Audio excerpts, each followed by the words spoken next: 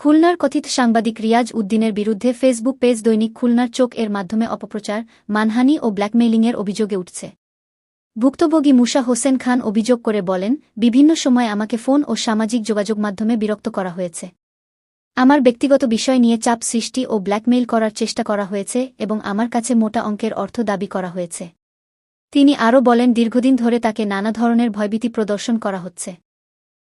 এ ঘটনার সুষ্ঠু তদন্ত করে দায়ীদের বিরুদ্ধে প্রয়োজনীয় আইনগত ব্যবস্থা গ্রহণের জন্য প্রশাসনের হস্তক্ষেপ কামনা করেন তিনি।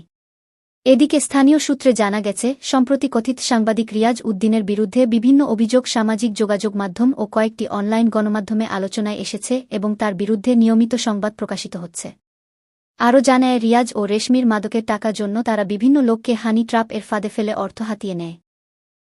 তাছাড়া খুলনার বেশ কয়েকটি আবাসিক হোটেলে নারী সরবরাহ করে এই কথিত সাংবাদিক রিয়াজ উদ্দিন ও রেশমি। অভিযোগগুলোর সত্যতা যাচাই এবং প্রয়োজনীয় ব্যবস্থা গ্রহণে সংশ্লিষ্ট কর্তৃপক্ষের দৃষ্টি আকর্ষণ করেছেন স্থানীয় ভুক্তভোগী ও সচেতন মহল।